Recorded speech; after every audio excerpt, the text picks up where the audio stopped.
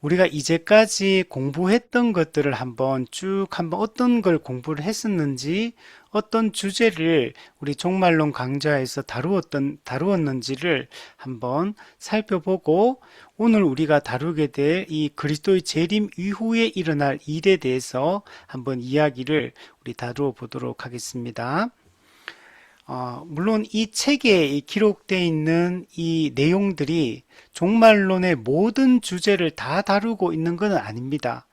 여기서 아주 중요한 핵심적인 주제들을 우리가 살펴보고 있고, 우리는 이 내용을 기반으로 해서 앞으로 이제 종말론 사상들을 더 세밀하게, 더 정교하게 우리가 알아가는 것이 중요하고, 특히 우리가 모든 우리 다른 신학 분야도 마찬가지지만 이 종말론 분야도 우리가 신학적으로 교리적으로 이렇게 공부하는 것도 중요하지만 성경 본문을 통해서 이 진리들을 우리가 살피고 또 성경 본문의 그 문장들을 통해서 우리가 이 종말론 사상을 마음에 정돈하고 있는 것이 여러분 매우 중요합니다.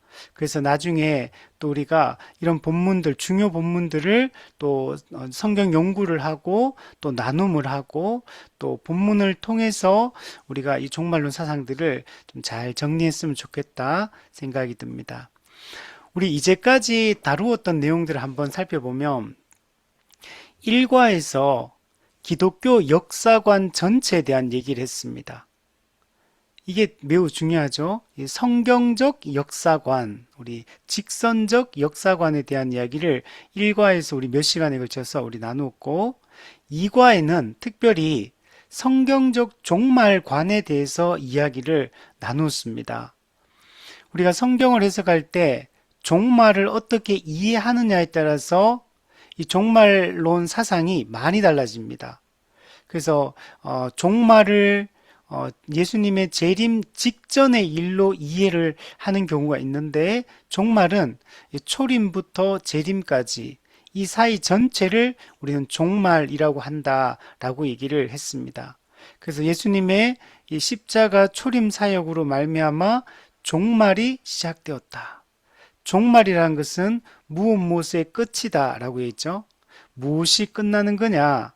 사탄이 이 세상에 임금 노릇하고 이 세상에 신 노릇하는 게 끝나기 시작하는 것을 종말이라고 얘기하고, 그게 언제 이루어지냐면 예수님의 십자가 이 사역을 통해서 사탄이 결박됨으로 사탄의 권세가 깨어지기 시작했기 때문에 그때부터 종말이 시작되었고, 예수님 재림 때 사탄의 완전한 심판을 통해서 이 종말의 완성이 이루어진다라고 얘기했습니다. 그리고 종말의 이 시작, 종말의 완성은 이 사탄의 결박과 사탄의 완전한 멸망이라는 이 차원에서도 우리가 이해할 수 있고, 이걸 뒤집어서 생각하면 예수님의 통치가 다시 시작되고 예수님의 통치가 완성된다. 하나님 나라의 임함의 관점에서도 우리가 종말을 이해할 수 있다라고 얘기했습니다. 그리고 3과부터 5과까지는 그리스도의 재림 전에 일어날 일이 어떤 일인가? 예수님의 이 재림 전에 어떤 일이 일어나는가? 이제 오늘부터 공부하게 될 이유는 재림 이후에 일어날 일에 대한 얘기를 한다면, 우리 3과에서 5과까지는 재림 전에 일어날 일에 대한 얘기했습니다. 이거는 곧 종말의 징조라고 얘기할 수 있습니다. 즉 우리가 이걸 오해하면 안 돼. 재림 직전에 일어날 징조 또는 재림의 징조로 이해하면 안 되고, 초림과 재림 사이 이 전체 종말 기간에 일어날 일, 그래서 종말의 징조로서 어떤 일이 일어나느냐, 세 가지에 대한 얘기했습니다. 세계 복음화가 이루어진다. 두 번째, 배교와 박해가 일어난다. 세 번째, 역사와 자연에 대한 하나님의 심판이 임한다. 이 세 가지가 예수님의 재림 이전에 일어날 일이다 라고 얘기를 했습니다. 그리고 6과에 넘어와서 이 종말론 사상의 어떤 변질과 왜곡이 일어나는 아주 중요한 이유가 이 천년 왕국에 대한 이해가 문제가 있기 때문에 이런 문제가 발생합니다. 그래서 이 종말론을 가르칠 때 이 천년왕국 논쟁을 이해하지 못하고 천년왕국 논쟁에 대한 이해가 없으면 올바른 종말론 사상을 가질 수가 없게 됩니다. 그래서 요한계시록 20장에 유일하게 등장하는 이 1000년 동안 그리스도와 더불어 교회가 왕노릇하는 이 천년왕국을 어떻게 이해할 것이냐, 이게 중요하다 그랬죠. 크게 네 가지 학설이 있습니다. 역사적 전천년설, 세대주의 전천년설, 그리고 후천년설, 그리고 무천년설 또는 현천년설. 이 네 가지 천년설이 있고 이 네 가지 천년 왕국에 대한 이해 때문에 종말론에 대한 성경 해석이 확연하게 달라지게 되는 겁니다. 그래서 그 부분에 대한 얘기, 각 천년왕국의 그 주장과 그 논쟁점들에 대해서 우리가 살펴보았어요. 그래서 종말론 사상에서는 이 천년왕국 논쟁 이 부분을 우리가 잘 이해되고 우리 개혁파는 우리 주로 무천년설, 현천년설의 입장에 서 있다. 그래서 이 관점에서 이 종말론 사상들, 재림 관련된 이런 이야기들을 잘 우리가 성경을 해석해야 하지만 올바른 우리가 이 종말론 사상을 가질 수 있다. 이제 그런 얘기를 했고 7과에서는 그러면 이 각 천년 네 가지 천년 왕국 설이 가장 중요한 본문인 요한계시록 20장 사실 이제 19장, 20장이 다 중요한데 20장을 어떻게 특별히 해석하는가? 20장 해석이 각 천년왕국 설에 따라서 해석이 많이 달라집니다. 그러면은 그게 그 해석이 왜 그렇게 중요하냐면 그 해석이 오늘 우리의 현실과 밀접하게 연관이 돼 있기 때문에 그래요. 우리가 이 현실을 바라보는 우리의 관점을 이게 지배하기 때문에 좌우하기 때문에 요한계시록 20장 해석이 중요하고 또한 요한계시록 20장 해석을 어떻게 하느냐에 따라서 계시록 20장만 해석하는 게 아니라 그걸 가지고 신약 성경 전체를 그걸 가지고 또 그 틀에서 해석을 하게 되고 또 구약 성경도 이 관점에서 또 해석을 또 하게 됩니다. 특히 선지서, 다니엘서 이런 것들은 이 해석을 어떻게 하냐에 따라서 해석이 또 이 마지막 이 종말론, 이 재림에 대한 해석들이 달라지기 때문에 그래서 이 해석을 비교해서 우리가 살펴보았습니다. 그리고 8과에서는 그리스도의 재림의 모습에 대한 얘기를 했습니다. 그리스도는 어떻게 재림하시는가? 두 번째는 그리스도가 재림하시는 목적은 무엇인가? 세 번째는 그리스도의 재림을 기다리는 성도의 자세는 어떠해야 되는가? 네, 이것도 매우 중요하죠. 이 재림을 기다리는 성도의 자세는 우리가 이 현실을 살아갈 때 어떤 생각과 어떤 목적과 어떤 관점으로 이 땅을 살아가야 되는지 실제적인 삶과 매우 밀접하게 연관이 여러분 되어 있습니다. 그래서 종말론 사상, 특히 그리스도의 재림과 관련된 이 부분을 어떻게 이해하느냐에 따라서 우리가 삶의 형태가 많이 달라질 수 있기 때문에 이 부분이 중요하다라고 얘기했습니다. 자, 우리가 8과까지 공부를 했고 오늘부터 이제 마지막까지 9과에서 12과 그러니까 즉 3분의 2 공부를 우리가 나누었고 이제 마지막 3분의 1만 남은 상태입니다. 이제 9과부터 12과까지는 어떤 내용을 다루고 있냐면 그리스도의 재림 이후에 어떤 일이 일어나는가, 그리스도의 재림과 함께 어떤 일이 일어나는가에 대한 얘기를 합니다. 여기서는 크게 보면 세 가지를 얘기하는데 첫 번째는 우리의 육체의 부활이 일어난다. 신자와 불신자의 몸의 부활이 일어난다. 그리고 두 번째는 몸에 부활한 신자와 불신자는 그리스도의 심판대 앞에서 최후 심판을 받는다. 최종 판결을 받는다. 그리고 최종 판결의 결과가 뭘로 나타나냐? 결과에 대한 얘기를 하는데 이 영원한 신자와 불신자의 영원한 운명에 대한 얘기를 합니다. 신자는 영원한 천국에 들어가고 불신자는 영원한 지옥에 들어간다. 그래서 이 크게 보면 세 가지고 나누면 네 가지요. 육체의 부활, 최후 심판, 또 신자의 영원한 운명, 영원한 천국, 불신자의 영원한 운명, 영원한 지옥 해서 이 네 가지 주제를 가지고 9과부터 12과까지 구성이 되어 있습니다. 자, 이게 우리 요 만화 종말론에서 다루고 있는 이 종말론 이 모든 주제들이다라고 얘기할 수 있습니다. 오늘은 이 그리스도의 재림 후에 일어날 가장 첫 번째 일이 육체의 부활입니다. 신자와 불신자의 몸의 부활, 여기에 대한 얘기를 하는데 이 부분을 오늘과 다음 주 두 주에 걸쳐서 한번 이야기를 나눠보겠습니다. 자, 육체의 부활에 대해서 우리가 이제 생각을 해야 되는데 여기서 우리가 이 주제에 대해서 이야기를 나눌 때 세 가지로 나누어서 우리가 생각을 해볼 수가 있습니다. 첫 번째는 육체의 죽음이란 무엇인가? 우리가 육체적으로 죽는다는 게 무엇을 의미하는가? 이걸 이해를 할 필요가 있습니다. 그냥 그냥 죽는 게 죽는 거지요. 이러면 할 말이 없어요. 그죠? 성경적으로 우리의 육체가 죽는다는 말을 어떻게 이해할 거냐? 이거는 신자와 불신자는 의미를 전혀 다르게 이해하기 때문에 우리가 성경적 관점에서 육체적으로 죽는다는 게 무엇을 의미하는지를 이해를 해야 됩니다.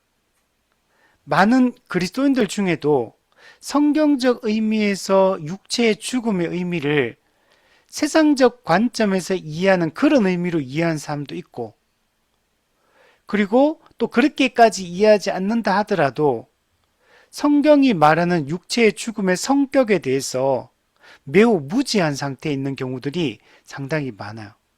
그래서 여기는 길게 다룰 수는 없지만 간단하게 성경적 관점에서 육체의 죽음은 어떤 의미를 가지는 얘기를 하고, 두 번째는 육체의 죽음 이후에 신자든 불신자든 예수님이 재림하실 때까지, 즉 예수님 재림하셔서 우리가 몸의 부활을 할 때까지 그 기간 동안에 신자와 불신자의 영혼과 몸은 어떤 상태에 놓여 있는가? 즉 이것을 신학적으로 중간 상태라고 합니다. 육체의 죽음과 육체의 부활 사이, 육체의 죽음과 그리스도의 재림 사이, 이걸 중간 상태라고 합니다. 그래서 한 번씩 제가 교회에서 사역을 하면서 우리가 지금 죽으면 어떻게 돼요? 이런 얘기를 질문을 몇 번 받은 적이 있습니다. 자주는 아니지만 몇 번 우리가 죽으면 어떻게 됩니까? 그래서 두려움이 있는 거죠. 그래서 근데 대부분이 죽으면 우리가 지금 만약에 병들어서 죽던, 교통사고로 죽던, 총에 맞아 죽던, 늙어서 죽던, 어떻게 죽든지 간에 육체적으로 지금 우리가 만약에 오늘 밤에 죽는다면 우리의 영혼과 몸은 어떻게 되는가? 여기에 대해서 성경적으로 지식이 있어야 돼요. 올바른 이해를 우리가 갖는 게 중요합니다. 그래서 이 중간 상태에 대한 얘기들을 할 거고, 그다음 세 번째는 다음 주에는 정말 육체의 부활, 육체가 신자와 불신자도 육체의 부활을 하는데 이 육체의 부활이라는 것이 어떤 의미를 가지느냐, 여기에 대한 얘기들을 한번 나눠보도록 하겠습니다. 자, 먼저 오늘은 두 가지 육체의 죽음과 중간 상태에 대한 얘기들을 좀 간단하게 한번 해보겠습니다. 먼저 육체의 죽음이란 무엇인가에 대해서 한번 생각해 보면 죽음은 보편적입니다. 모든 인간은 다 죽습니다. 원래 인간은 육체적으로 죽지 않는 존재로 지음을 받았습니다. 인간이 타락함으로 말미암아 선악과를 따먹고 하나님의 주권을 배반함으로 말미암아 죽음이 찾아오게 된 겁니다. 그래서 우리가 이 죽음이 이제는 타락 이후부터 모든 인간은 다 죽게 된 겁니다. 보편적 죽음이 현상이 되어버린 겁니다. 그리고 우리가 이 인생 자체는 어떠냐면 불확실해요. 인생은 매우 불확실하거든요. 근데 죽음은 확실합니다. 죽음만큼 확실한 게 없어요. 죽음은 모든 것을 바꿔버리는 겁니다. 우리 3단 논법이라는 거 있잖아요. 3단 논법. 거기서 우리가 인간의 죽음을 가지고 한번 우리가 이 3단 논법을 예를 들어 생각해 보면, 소크라테스는 죽는다라는 이제 명제가 있는데, 대전제, 요걸 가지고 논리적으로 생각해 보면, 대전제는 모든 사람은 죽는다. 소전제는 소크라테스는 사람이다. 결론, 그러므로 소크라테스는 죽는다. 3단 논법이죠. 모든 사람은 죽는다. 근데 소크라테스는 사람이다. 그러므로 소크라테스도 죽는다. 그러니까 모든 사람은 다 죽는다는 얘기를 하는 거예요. 여기다 우리의 이름을 지으면 그죠. 모든 사람은 죽는다. 정훈이는 사람이다. 그러므로 정훈이는 죽는다. 여러분 이름 넣어서 한번 해보세요. 여러분 안 죽는 사람이 없어요. 모든 사람은 죽어요. 그리고 그 죽음은 언제, 어떻게, 어디서 불쑥 찾아올지 아무도 몰라요. 아무도, 여러분, 우리가 이 죽음의 문제에 대해서 대비할 수가 없습니다. 죽음은 일종의 불청객 같은 겁니다. 아무도 죽음을 막을 수도 없고 그 죽음의 때를 알 수도 여러분 없습니다. 나이가 많다고 일찍 죽는 것도 아니고 나이가 어리고 건강하다고 안 죽는 것도 아닙니다. 제가 예전에 중학교 때 우리 학교에 중학생 같은 동기 학생 중에 한 명이 오토바이를 그 당시에 많이 탔었거든요. 그 당시에 중학생, 고등학생들이 오토바이 타는 게 유행이었어요, 옛날에.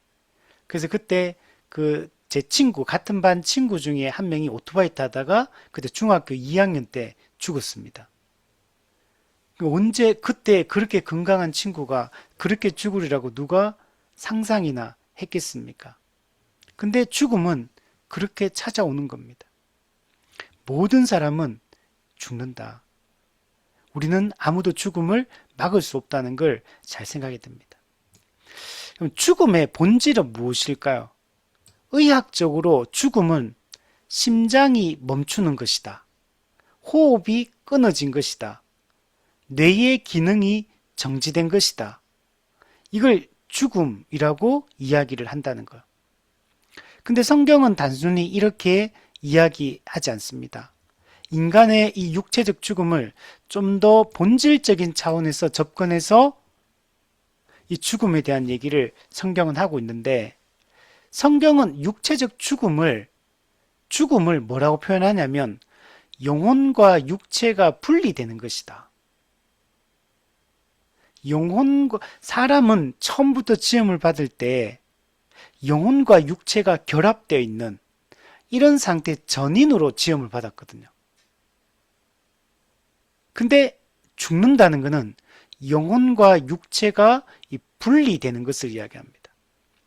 전도서 12장 7절에 보면 흙은 여전히 땅으로 돌아가고 영은 그것을 주신 하나님께로 돌아가기 전에 기억하라. 자, 흙은 땅으로 돌아갑니다. 영은 그것을 주신 하나님께로 돌아간다. 이게 몸과 영혼이 분리되는 걸 얘기하는 거예요. 창세기 3장에서 아담과 하와가 선악과를 따먹고 난 후에 하나님께서 그 저주할 때 너는 흙이니 흙으로 돌아갈지라. 네, 흙으로 사람을 만들었잖아요. 그래서 죽고 흙으로 다시 돌아가는 그런 유한한 존재가 되게 되었다라고 얘기하죠. 야고보서 2장 26절에도 영혼 없는 몸이 죽은 것 같이 영혼이 없는 몸, 즉 영혼과 몸이 분리된 상태를 이야기합니다.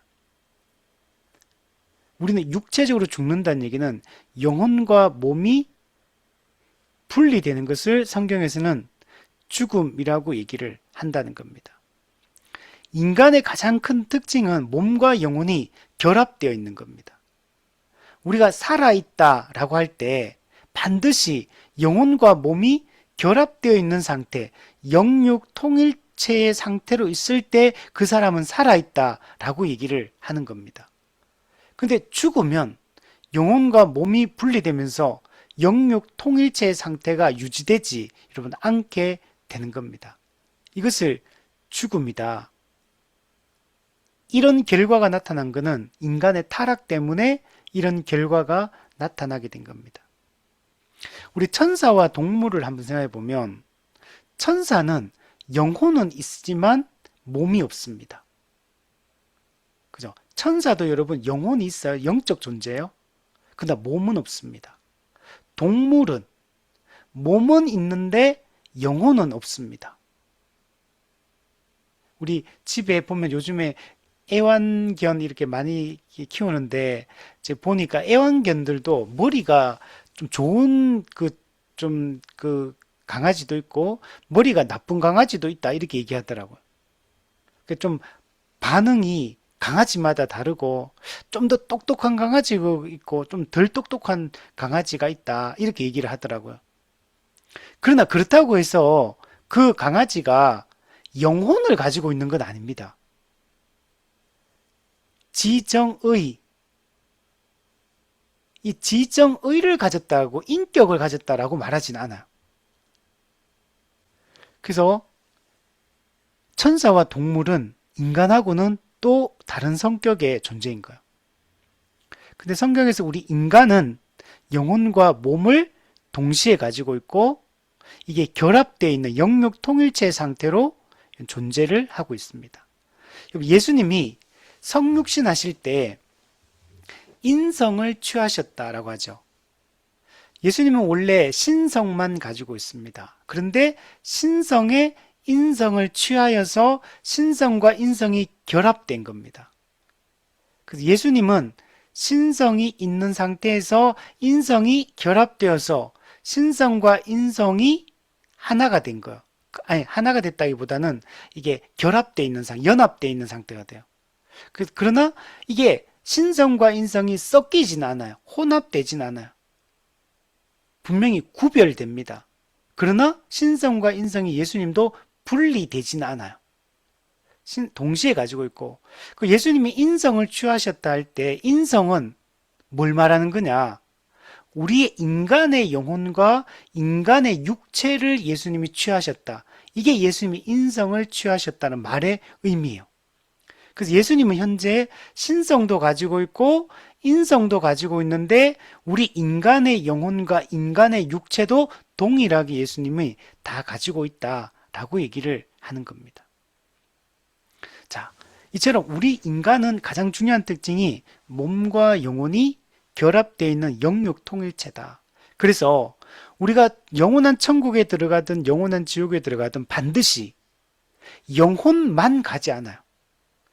몸만 가지 않아요. 반드시 몸과 영혼이 결합되어 있는 영육 통일체 상태에서 영원한 천국과 영원한 지옥에 가게 되고 영원한 지옥에 간 존재는 몸과 영혼이 고통을 받는 거고 천국에 간 사람은 몸과 영혼이 기쁨을 누리는 상태가 되고 그래서 반드시 전인, 몸과 영혼이 결합되어 있는 그 상태에서 고통과 기쁨을 누리게 된다. 그리고 이거는 시간적으로 영원합니다. 지옥에 가도 몸과 영혼이 영원히 고통을 받는 거고 천국에 가도 몸과 영혼이 영원히 기쁨을 누리는 것이다 라고 우리가 생각을 해야 됩니다. 성경은 육체의 죽음만을 죽음이라고 말하지 않아요. 우리가 기본적으로 생각할 때 죽음 그러면 육체의 죽음을 생각합니다. 근데 성경에는 육체의 죽음 이외에도 영혼의 죽음에 대한 얘기를 합니다. 영혼의 죽음은 다르게 말한다면 영적인 죽음이다 라고 얘기할 수 있어요. 그래서 아담과 하와가 선악과를 따먹었을 때 네가 이것을 먹으면 반드시 죽으리라 할 때 그 죽음의 그 중요한 의미가 영적인 죽음, 영혼의 죽음에 대한 얘기를 한다라고 얘기합니다. 죄 때문에 하나님과의 관계가 끊어지고 단절된 상태, 영원한 생명의 근원이신 하나님과의 관계가 완벽하게 틀어진 상태, 적대적인 관계에 들어선 상태, 이것을 영적인 죽음, 영혼의 죽음이다. 하나님과 우리 인간은 원래 아주 친밀한 관계 속에 있었고, 하나님과 영적으로 우리가 하나로서 교제할 수 있는 존재로 우리가 지원받았는데, 인간이 타락함으로 말미암아 이 관계가 단절되고 끊어지게 된 겁니다.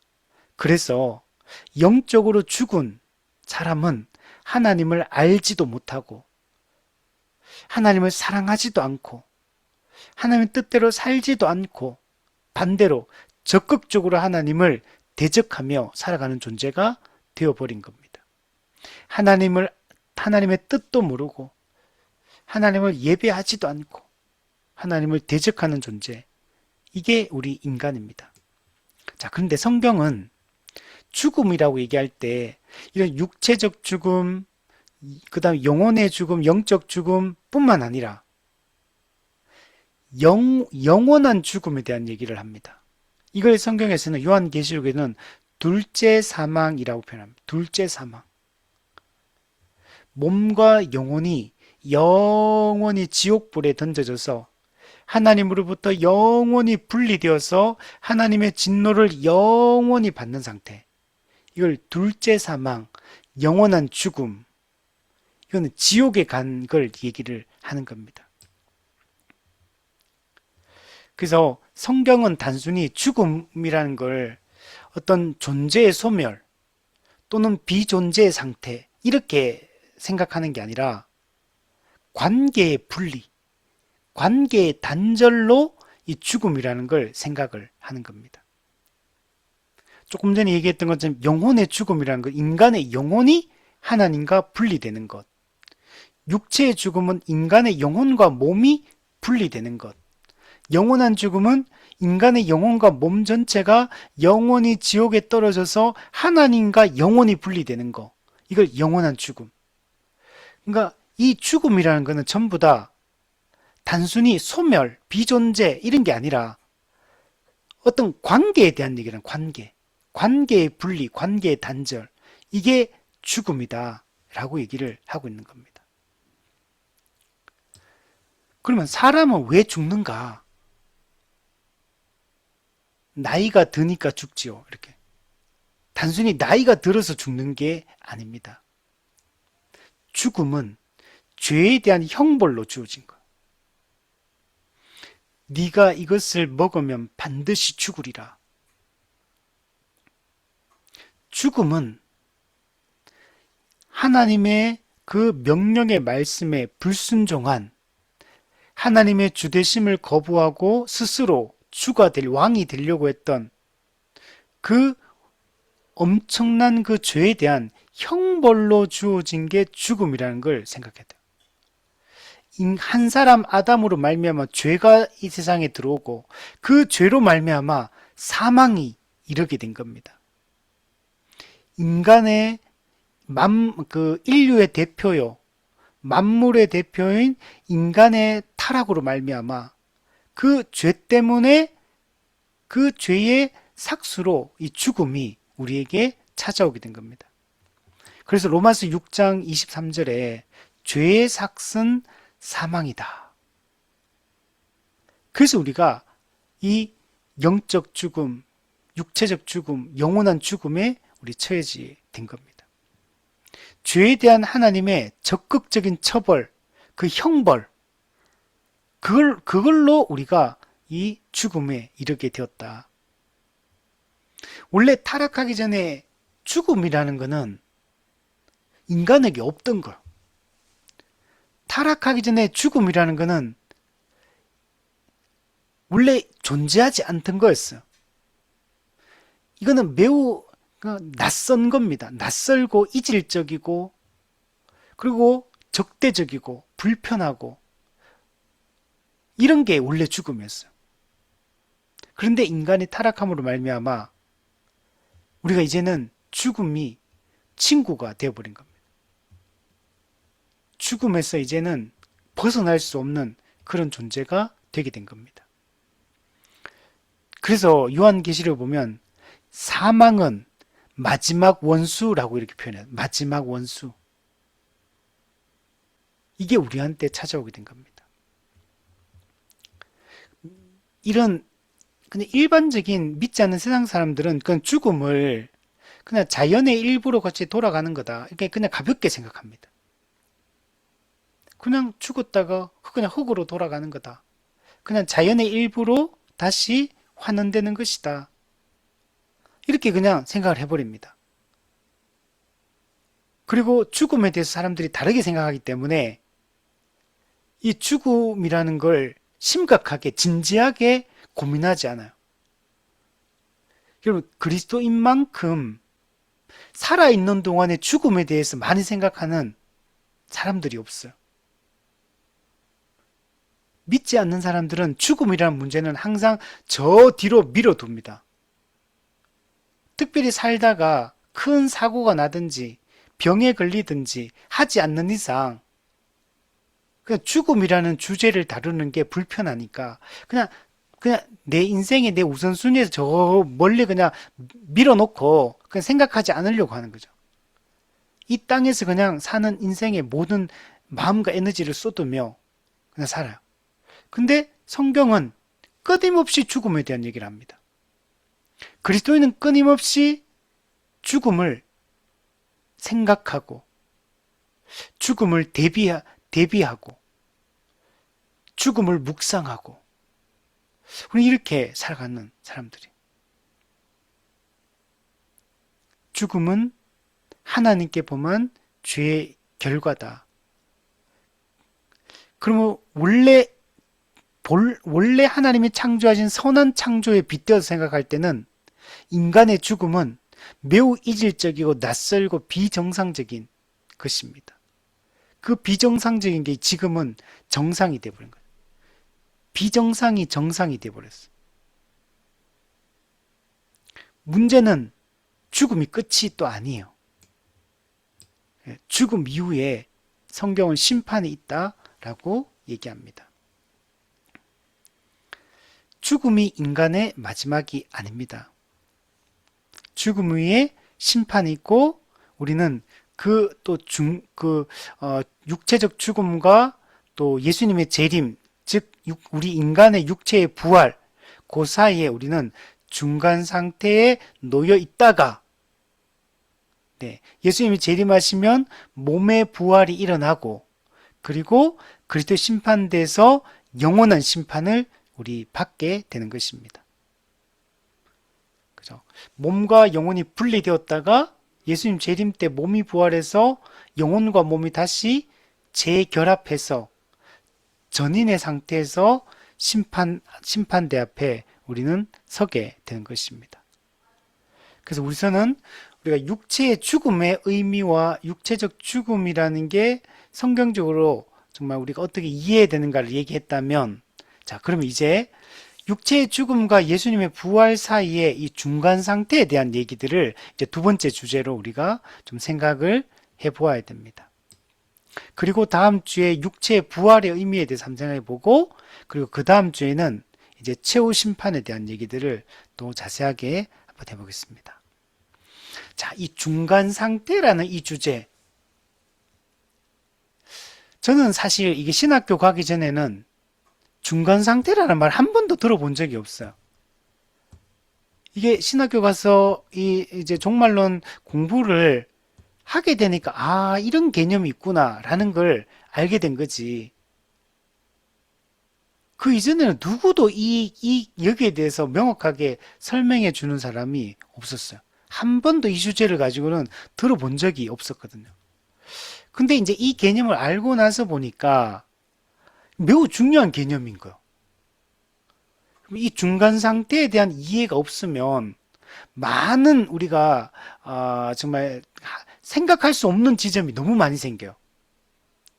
그래서 이 중간 상태에 대한 이해들을 우리가 바르게 가질 필요가 있습니다. 자, 육체적으로 죽었을 때, 그리고 예수님 재림할 때까지, 또는 육체가 우리가 부활할 때까지 우리는 어떤 상태에 놓느냐. 이거는 가족 중에 누군가가 사랑하는 가까운 사람이 누가 죽으면 고민을 하게 되겠죠. 사랑하는 우리 엄마, 아빠는 지금 어디 가 계신가? 지금 어떤 상태에 있는가? 우리 할머니, 할아버지는 어떤 상태에 있는가? 사랑하는 친구는 지금 죽음 이후에 지금 어떻게 되었는가? 여기에 대해서 우리는 생각을 하게 되죠. 우리 그래서 장례식 가면 그냥 믿는 사람들은 그냥 천국에 들어갔기를 이제 이렇게 소망하고, 그래도 믿지 않는 사람들은 다 그냥 죽으면 다들 이렇게 삼가 고인의 명복을 빕니다. 이렇게 막 누가 유명인들이 죽어도 이 유튜브나 이런 데 들어가면 댓글 같은 데 보면 삼가 고인의 명복을 빕니다. 이렇게 얘기하면서 좋은 곳에 가서 여기서 있던 그런 고통 없이 이제 좋은 곳에 가서 평안히 안식하시기를 바랍니다. 이런 글들을 많이 쓰잖아요. 그래서 우리가 이 중간 상태에 대한 얘기들을 한번 해보도록 할게요. 이 중간 상태에 대해서 많은 사상들이 있습니다. 여러 가지 이 주장을 하는데 그 중에 특별히 우리 7가지 중요한 이 중간 상태에 대한 일반적인 견해들에 대한 얘기를 한번 해보겠습니다. 자, 첫 번째는 인간 소멸설. 네. 무슨 말이냐면 이거는 유물론자들이 하는 말이에요. 그냥 죽으면 끝이다. 물질 유물론자, 모든 걸 물질적 관점에서 보는 사람들은 그냥 인간 소멸, 죽으면 인간은 소멸한다. 만약에 우리가 딱 죽으면 그냥 소멸, 영혼과 몸이 그냥 소멸돼 보면 굳이 지금 예수님을 믿을 필요는 없어요. 어차피 소멸되고 없다면. 그죠? 죽음 이후에 심판이라는 것도 없고, 그런 거 없어. 그냥 죽으면 끝인데 뭐. 그러면은 제가 생각할 때는 되게 방탕하게 살 것 같아요. 뭐 공의로운 심판 이런 게 없죠. 이런 개념도 없고. 그냥 죽으면 끝이니까. 이렇게 생각하는 사람들도 있습니다. 두 번째는 윤회설. 힌두교나 이 불교 같은 데서 얘기하는 윤회설. 우리가 육체적으로 죽어도 다른 모습으로 또 태어난다. 그래서 저 사람은 전생에 고려의 장군이었다. 이러죠. 근데 지금은 나는 이제 평범한 사람으로 태어났다. 또 이 땅에서 이제 죄를 지으면 나중에 후생에는 개로 태어난다. 뭐 이렇게. 나중에 이제 왕족으로 태어나기 위해서 이 땅에서 우리 잘 살아야 된다. 뭐 이런 얘기하고. 전생, 후생, 계속 생이 반복되는 걸로 보는 거죠. 그리고 이 인생의 수레바퀴를 벗어나는 걸 불교에서는 이걸 해탈한다, 열반한다 이렇게 말하고, 이 힌두교나 이런 범신론 사상을 가진 사람들은 이제 자연으로 돌아가서 이제 신이 된다, 이제 이런 개념들을 쓰고 있죠. 근데 우리 그렇게 받아들일 수 없다. 자, 세 번째, 영혼 불멸설. 영혼 불멸설. 영혼이, 이거는 플라톤 주의자들이 하는 말들인데, 이게 뭐냐면 영혼이 육체의 감옥 속에 갇혀 있다고 생각해요. 이 플라톤 사상에서는 육체를 나쁘게 보거든요. 물질, 육체를 나쁜 걸로 보고 영혼을 선하고 좋은 것으로 봅니다. 그래서 영혼이 육체 속에 나쁜 것 속에 갇혀 있다가 사람이 죽으면 영혼이 육체를 떠나서 영혼이 불멸한다. 영혼 불멸설. 육체는 영혼의 감옥이다.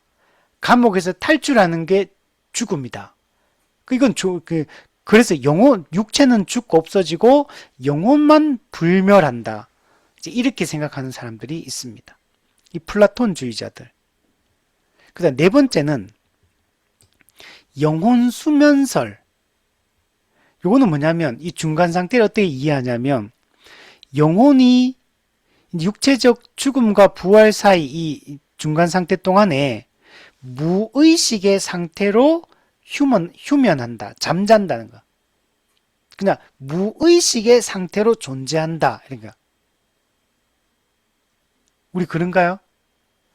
육체도 무의식의 상태, 영혼도 무의식의 상태에 있다가 예수님이 재림하시면 영혼과 육체가 다시 깨어나서 최후 심판을 받는다.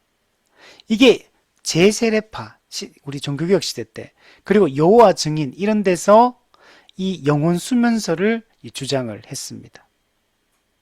자, 맞는 것 같아요? 잘 들어보세요. 그 다음 다섯 번째, 로마 가톨릭에서 이야기하는 연옥설. 그러니까 이 땅에서 잘 믿은 사람은 곧바로 천국 직행, 똑바로 제대로 안 믿은 사람은 곧바로 지옥 직행.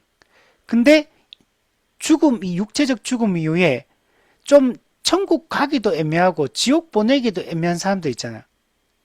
이런 사람들은 제3의 장소, 연옥에 있다가 살아있는 그의 가족들이나 살아있는 그 친척들이 그를 위해서 이 땅에서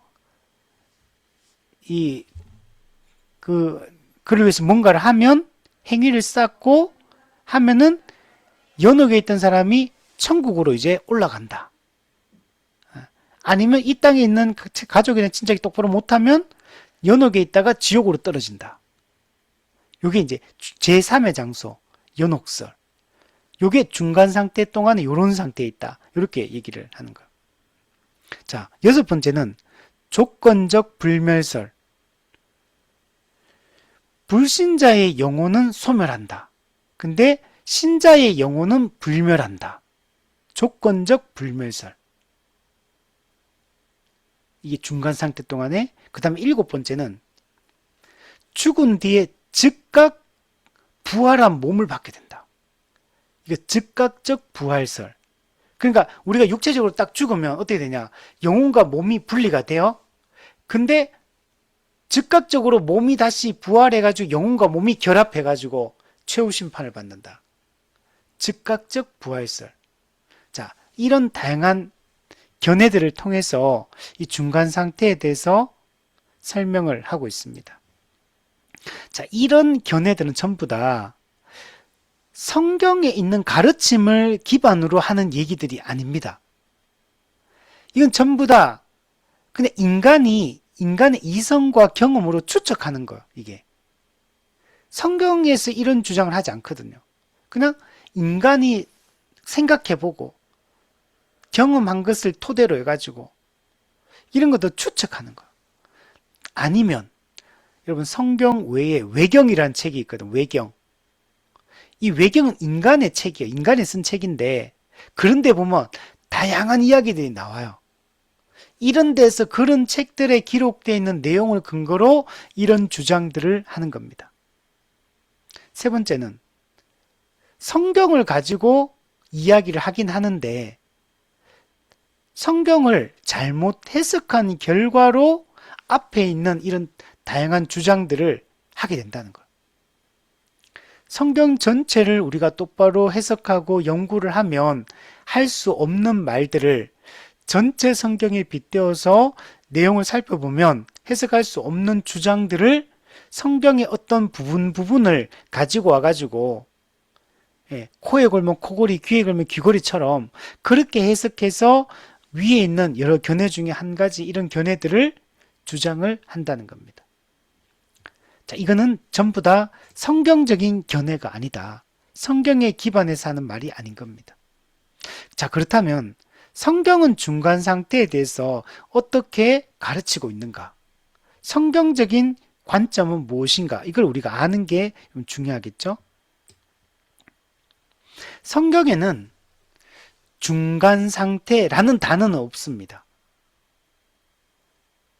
그렇지만 성경에는 육체적 죽음과 예수님의 재림, 그리고 몸의 부활, 요 사이에 이 중간 상태에 우리가 어떻게 존재할지에 대해서 많은 정보들을 제공해 주고 있습니다. 그래서 중간 상태라는 단어는 안 나오지만 성경은 중간 상태에 대한 사상을 가르치고 여러분 있습니다. 그래서 우리가 성경에 있는 이 내용들을 취합해서 우리가 중간 상태를 우리가 이해를 우리 어느 정도 우리가 할 수가 있게 됩니다. 자, 첫 번째는 사람이 죽으면 몸과 영혼은 분리된다. 그리고 몸은 흙으로 돌아가서 땅에 묻히게 되고 이제 시간이 지나면 그게 썩게 여러분 됩니다. 서서히 썩어가지고 모든 게 시간이 오래 지나면 뼈까지도 이제 다 흙으로 바스라져서 이게 이제 흙으로 돌아가게 되죠. 우리는 영혼과 분리된 이 몸을 우리는 시신 또는 시체라고 이렇게 이야기를 합니다. 저는 매장하는 거 여러분 우리가 보셨는지 모르겠는데 저는 예전에 제 할머니 예전에 돌아가셨을 때 제가 산에까지 매장하는 전 과정을 제가 다 봤었거든요. 어릴 때.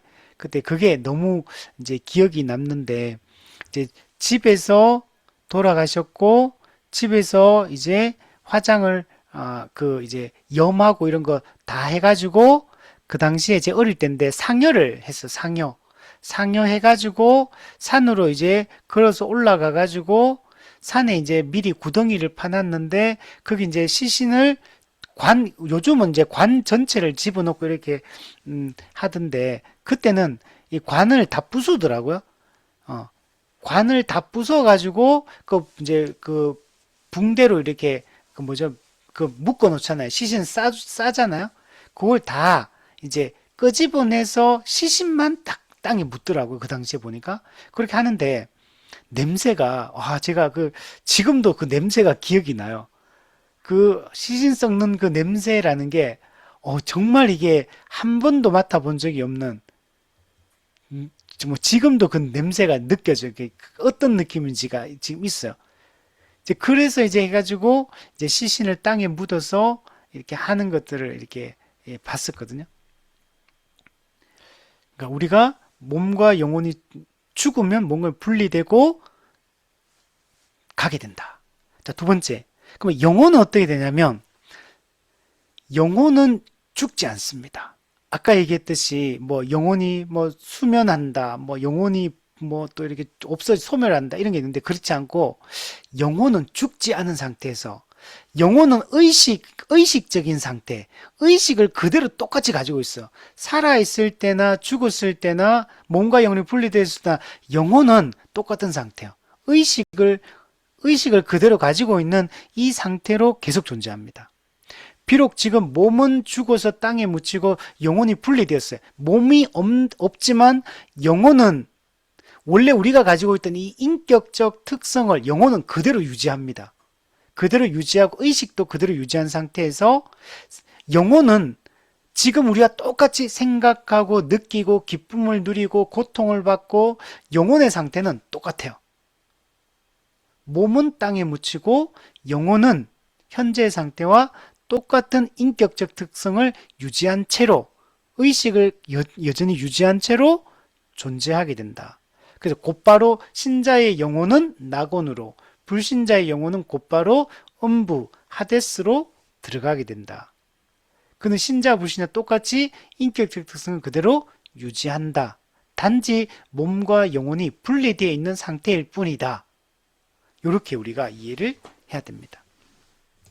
그래서 이게 세 번째, 신자의 영혼과 불신자의 영혼은 중간 상태 동안에 의식적인 상태를 유지한 채로 그러나 서로 다른 곳에 가게 되는 거예요. 그리고 다른 상태로 존재하게 됩니다. 서로 다른 곳이라는 얘기는 신자의 영혼은 낙원 파라다이스에 또는 성경 아브라함의 품, 우리 부자와 거지 나사를 보면 아브라함 품에 들어갔다 이렇게 하죠. 또 다른 데 보면 그리스도와 함께 있다 이렇게 표현하고 불신자의 영혼은 곧바로 음부 하데스로 들어가게 됩니다. 근데 거기 들어갔을 때 그 상태가 달라요. 신자의 영혼의 상태는 기쁨의 상태가 되고 불신자의 영혼의 상태는 고통의 괴로움의 상태가 여러분 되는 겁니다. 이걸 잘 보여주는 게 누가복음 16장의 부자와 거지 나사로 이야기입니다. 이 부자와 거지 나사로 이야기는 이건 실제 인물이 아닙니다, 여러분. 이건 부자와 거지 나사로 비유는 예수님이 비유를 드는 거지 이게 실제로 인물이 아닙니다. 그리고 이 거지 나사로가 그 마리아와 마르다의 오빠 나사로하고 다른 인물이에요. 그 전혀 다른 얘기입니다. 이거는. 자, 여기 보면 한 부자가 있는데 아주 좋은 집에 있고 값비싼 옷을 입고 날마다 호화롭게 즐기고 연락하며 이렇게 살고 있었습니다. 근데 그 집에 나사로라는 한 거지가 있는데 이 사람은 병들었어요. 그 몸이 헌대투성이다. 피부병으로 거진데 피부병을 앓고 있는 이런 존재입니다. 이 부자의 대문에 버려져 있는 상태예요. 부잣집에는 날마다 호화로운 잔치소리, 음악소리가, 웃음소리가 가득한데 이 거지 나사로는 그 부자의 대문 바깥에서 그냥 헌대를 앓으며 온통 피부병으로 이렇게 벅벅 끓으면서 병들어가지고 고통 가운데 먹지 못하고 상한 채로 이렇게 존재했습니다. 겨우 부자의 상에서 떨어진 거 그냥 주워 먹으면서 옛날에 북한에 꽃제비라는 게 있어요. 시장에 꽃제비. 어린 고아처럼 내버려진 아이들이 그냥 시장에 그냥 떨어진 음식 그 조금 먹으려고 이렇게 꽃제비들이 있는 그때 그 꽃제비 있을 그때 북한이 그때 막 인육한다 막 그러면서 막 그런 이야기도 많고 막 그런 시점에 먹을 게 정말 없던 고난의 행군 할 때 그때 뭐 꽃제비처럼 지금 이 부자와 이 거지 나사로 너무나 대비가 되고 대조가 되는 이런 인물입니다. 근데 이 둘 다 근데 같이 죽어요. 근데 죽을 때 한 사람은 이름도 빛도 없이 아무도 관심 갖지 않는 외로운 죽음을 거지 나사로는 죽었고 부자는 그 죽을 때까지도 죽고 난 후에도 화려한 장례식을 치르고 이렇게 인생이 이제 끝이 났습니다. 근데 부자의 영혼은 죽어서 몸과 영혼이 이제 분리됐죠. 그리고 나사로와 부자의 몸은 땅에 묻혔습니다. 근데 부자의 영혼과 거지 나사로의 영혼은 곧바로 음부, 그 다음에 아브라함의 품, 낙원에 여러분 들어갔습니다. 부자는 이렇게 들어간 곳이 전혀 다르죠. 부자가 죽어서 음부로 가게 된 것은 그는 살아있을 때 믿지 않았기 때문에 그는 살아있을 때 믿지 않았기 때문에 구원을 못 받은 상태예요. 그러니까 죽으니까 곧바로 음부로 들어가게 되는 거고 그리고 나사로라는 이름의 뜻이 뭐냐면 하나님이 도우신다 이런 뜻이거든요. 나사로는 구원받은 사람이에요. 하나님을 믿는 사람. 그래서 이 땅에서는 버려진, 잊혀진, 소외된 그런 불쌍한 삶을 살았지만 그러나 나사로는 죽고 난 이후에 아브라함의 품에 그리스도와 함께 여러분 있게 되었습니다. 그리고 이 불신자의 영혼은 네 번째 음부에서 이제 부활의 때까지 고통을 받게 됩니다. 음부, 하데스, 이 하데스는 지옥 게헨나하고는 다른 겁니다. 음부 하데스는 불신자들이 육체적 죽음 이후에 부활할 때까지 임시적으로 고통받는 장소가 음부라고 할 수 있어요. 하데스. 그러니까 이건 임시적인 장소, 임시적. 그리고 몸은 아직 고통을 안 받고 영혼만 임시적으로 지옥에서 게헨나에서 당하는 고통을 동일하게 여기서 받게 됩니다. 그리고 나중에 이제 예수님 재림하시고 나면 다시 부활해가지고 이제 최후 심판을 받게 됩니다. 지옥 게헨나는 예수님 재림 후에 몸이 부활한 이후에 영혼과 몸이 다시 결합해서 최후 심판을 받고 영원히 고통받는 장소. 그게 지옥 게헨나입니다. 우리 여기에 대해서는 나중에 또 자세하게 이야기를 하겠습니다. 예수님은 이 부자와 거지 나사로 이야기에서 부자는 음부에 들어갔는데 그 음부에 들어간 상태를 어떻게 표현하냐면 고통 중에 있다. 고통 중에 있다. 이렇게 표현합니다. 그러니까 하데스는 고통받는 거, 영혼이. 그리고 부자가 겪는 이 고통의 정도는 부자가 아브라함한테 하는 말이 있거든요. 그 말을 읽어보면 부자가 겪는 고통의 강도를 어느 정도는 우리가 유추할 수 있습니다.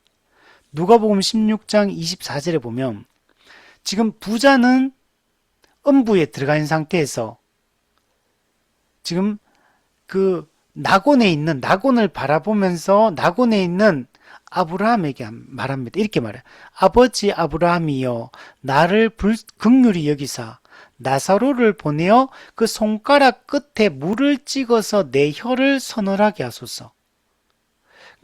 그러니까 이 음부 하데스는 이게 지금 불꽃이 타는 곳이 불로 묘사가 돼요. 그러니까 불이 활활 타고 있으니까 너무 뜨겁고 목마른 겁니다. 너무 목이 타가지고 나사로한테 손가락에 물 한 방울만 찍어서 한 방울 떨어 달라 이렇게 얘기합니다. 내가 이 불꽃 가운데서 괴로워하나이다. 그러니까 이 하데스는 불이 활활 타는 것이고 너무나 괴로운 것이라 괴롭다.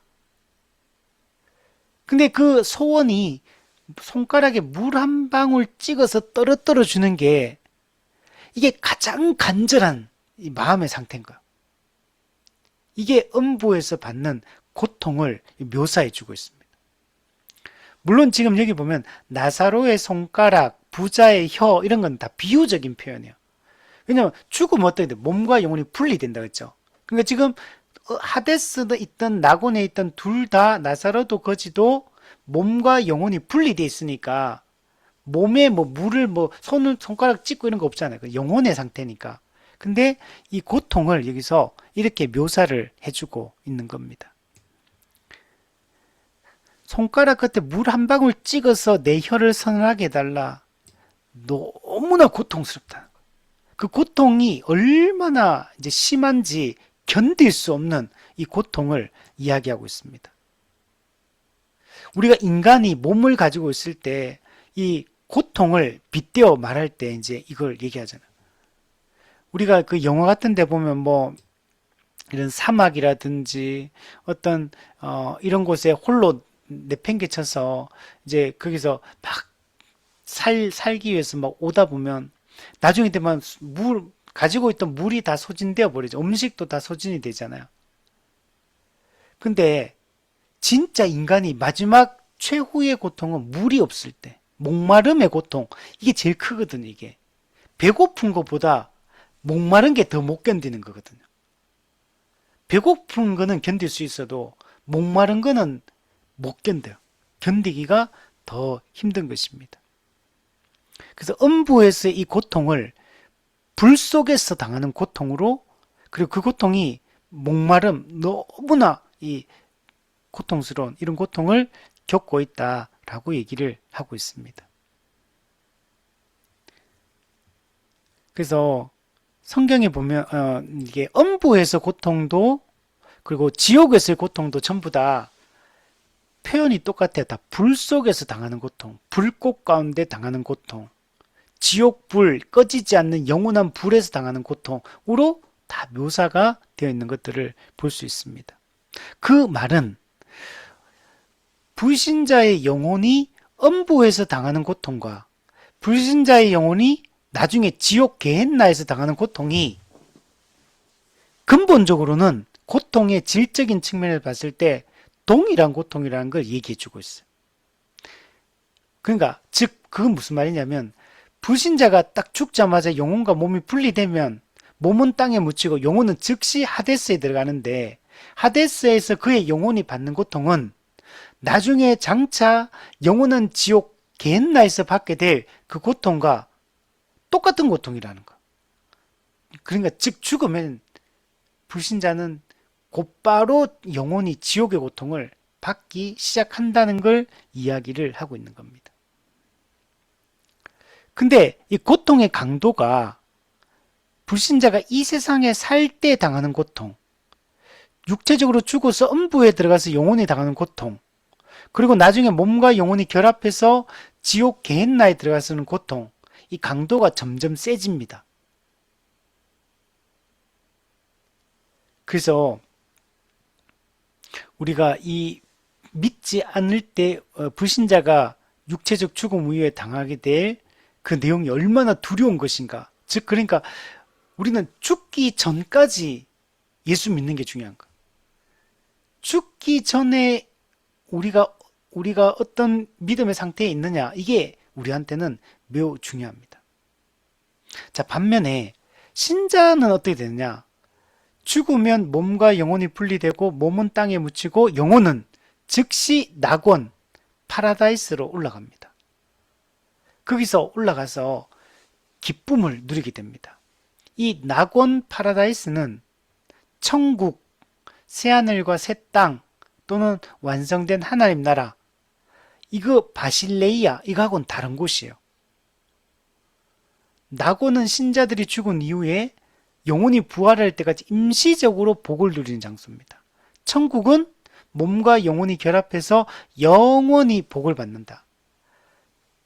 그러니까 음부나 그 다음에 지옥이나 또는 낙원이나 또 영원한 천국, 이거는 차이점은 임시적이냐 영원하냐, 요 차이점이 있고, 영혼만 당하는 상태나 몸과 영혼이 다 함께 당하는 상태냐, 요 차이점이 있다. 이렇게 우리가 생각을 하면 좋습니다. 신자들의 영혼은 육체적으로 죽음 이후에 죽으면 몸을 떠나 몸과 분리돼서 낙원에 있는데, 이 낙원에 있는 상태를 아까 전에 아브라함의 품에 안겼다 이렇게도 표현했지만, 또 성경에 보면 그리스도와 함께 있다 이렇게 표현합니다. 주와 함께 있다, 그리스도와 함께 있다. 그래서 예수님이 회개한 한편 강도에게 뭐라고 말하냐면, 네가 오늘 나와 함께 낙원에 있으리라. 낙원 파라다이스. 근데 여기서 핵심은 낙원은 어떤 곳이냐? 나와 함께 있는 상태, 예수님과 함께 있는 상태. 이게 낙원 파라다이스의 본질인 것. 사도 바울은 고린도 후서 5장 8절에서 우리가 담대히 원하는 것은 몸을 떠나 주와 함께 있는 것이다. 우리가 죽으면 몸을 떠나게 되잖아요. 그러면 곧바로 우리가 주와 함께 있을 수 있는 거죠. 그리고 영원한 그 나라에 들어갈 수 있죠. 그래서 이 낙원의 본질은 주와 함께 있는 거다, 이렇게 말합니다.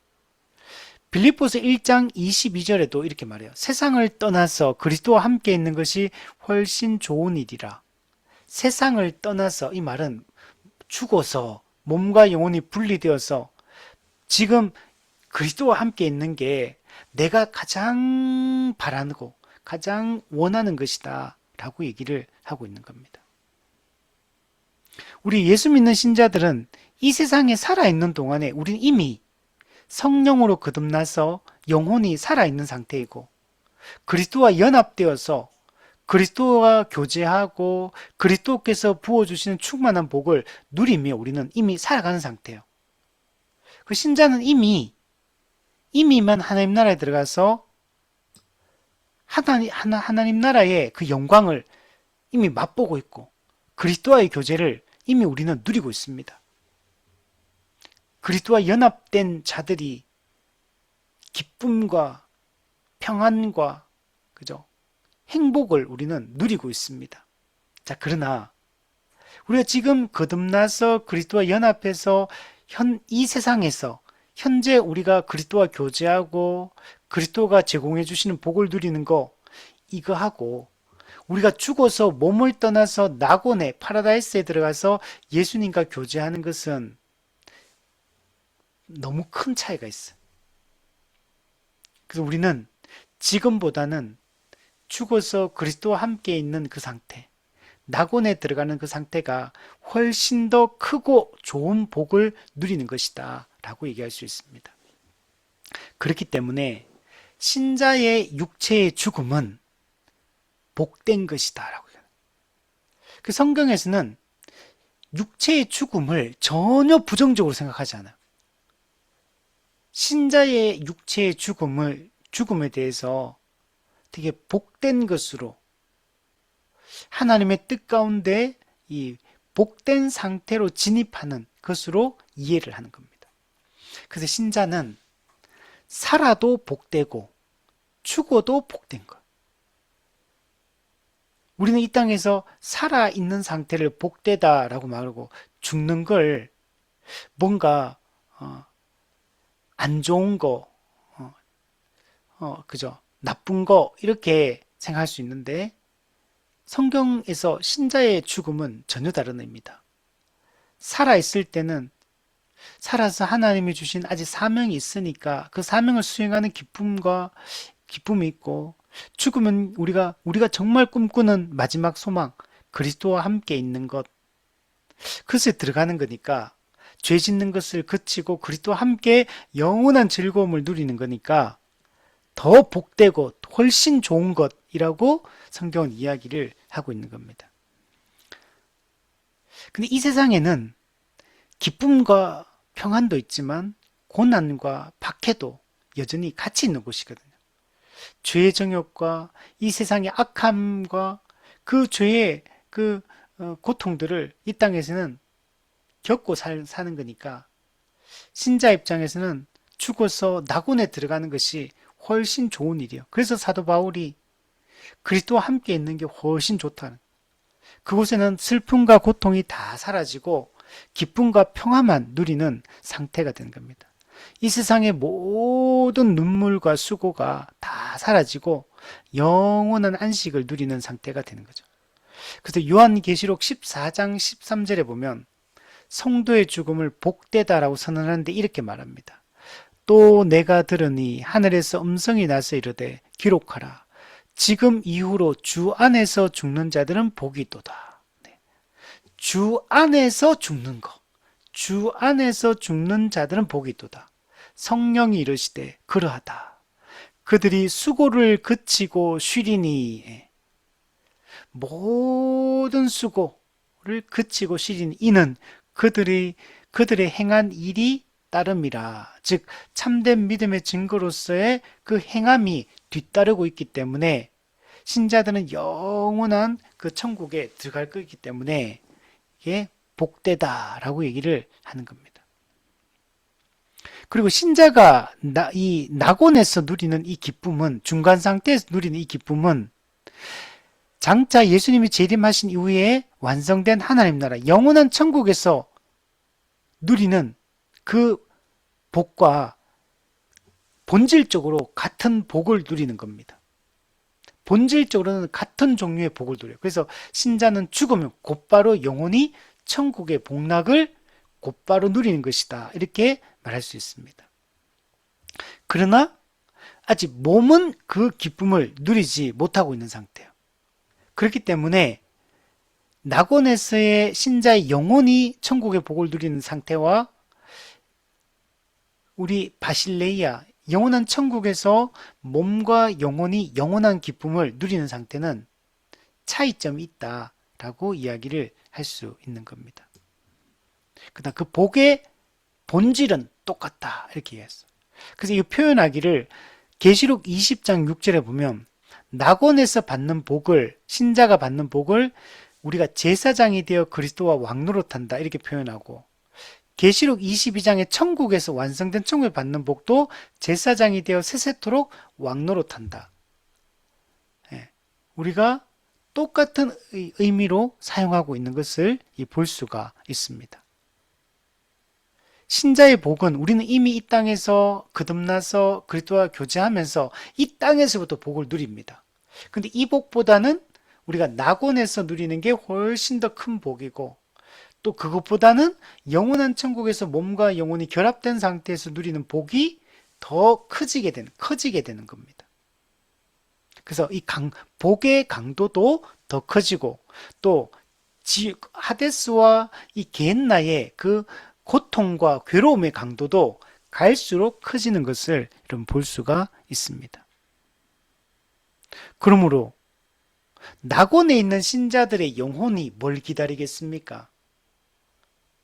예수님의 재림과 몸의 부활을 통해서 우리가 영원한 그 천국에 들어가서 그 복된 안식을, 영원한 안식을, 완전한 안식을 누리기를 신자의 영혼들, 낙원에 있는 신자의 영혼들도 그걸 기다리고 소망하고 여러분 있는 것입니다. 오늘 우리도 그 날이 속히 오기를 우리도 꿈꾸고 소망해야 되고, 그날이 언제일지 우리는 모르지만 이 땅에서 그날을 소망하며 주어진 이 복음의 사명을, 교회를 세우라는 이 명령의 말씀에 순종하며 우리도 살아가는 그런 우리가 되어야 됩니다. 자, 정리하면 그리스도의 재림 이후에 일어날 일은 세 가지다. 육체의 부활이 있고, 최후 심판이 있고, 최후 심판 이후에 신자와 불신자가 영원한 지옥과 영원한 천국으로 영원한 운명이 결정되어진다. 그리고 우리 육체의 부활이 중요한데, 예수님 재림하시면 육체의 부활하는데, 육체의 부활이 일어나려면 그 전에 뭐가 있냐면 육체의 죽음이 먼저 있다. 그래서 신자는 육체의 죽음이 성경적으로 어떤 의미를 가지는지 잘 이해되고, 그 죽음의 성격을 잘 이해되고, 그리고 육체적 죽음과 예수님의 재림 요 사이에는 중간 상태라는 이 일정한 기간이 있다는 것을 우리가 기억해야 되고, 이 기간에는 신자와 불신자가 다른 곳에서 다른 상태로 존재하게 된다. 그러나 육체적 죽음 이후에 곧바로 신자들은 영원히 영원한 천국의 기쁨을 누린다는 사실을 우리가 이해하고, 그러니까 이거는 이미 천국에 들어간 거나 똑같은 거. 장차 예수님이 재림하시고 또 최후 심판을 하겠지만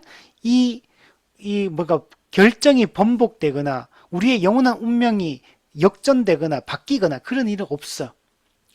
육체적으로 이 땅에서 우리가 참된 믿음으로 살다가, 그리고 우리가 죽으면 곧바로 영원한 그리스도와 함께 그 낙원에 들어가기 때문에 이미 우리의 영원한 운명은 이미 결정된 거고, 불신자도 곧바로 음부에 들어가서 지옥의 고통을 받기 때문에 실제로는 영원한 운명이 이미 결정은 다 끝난 거야. 이미 결정은 육체적으로 죽는 순간.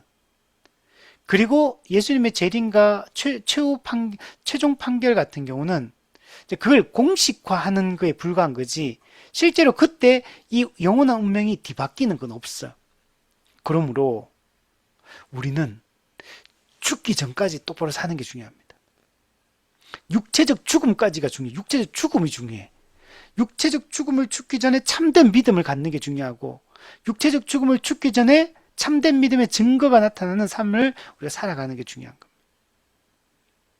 그래서 우리는 이 땅에서 복음에 대한 분명한 이해와 이 신앙 고백, 그리고 그 신앙 고백에 뒤따르는 우리의 거룩한 삶의 열매들이 뚜렷할 때 우리는 이미 천국 백성임을 기억하고, 이 땅에서부터 우리가 그 강도가 점점 세지지만 이 땅에서부터 우리는 천국의 기쁨을 이미 누리며 살고 있는 것. 이 땅에 더 많이 누리다가, 그리고 그리스도와 함께 우리 영원히 있게 된다면 우리는 정말 우리 신자만큼, 믿는 자만큼 복된 인생이 없는 겁니다. 세상에서는 가난하고, 세상에는 없는 자요, 약한 자요, 가지지 못한 자요, 그러나 믿음에 부유한 자, 그리스도 안에서 강한 자, 그리스도 안에서 큰 자로 우리는 부름을 받았다는 걸 우리 잊지 말고, 우리가 얻은 이 구원의 은혜를 확신하고, 그리고 이 믿음을 굳게 붙들고 이 땅에서부터의 천국의 복락을 누리며 살다가 영원한 천국에 우리 들어가서 주님이 언제 신랑 되시는지, 언제 오시더라도 기쁨으로 예수님을 맞이할 수 있는, 주 예수여 어서 오시옵소서, 우리 정말 외칠 수 있는 그런 우리가 다 되었으면 우리 좋겠습니다.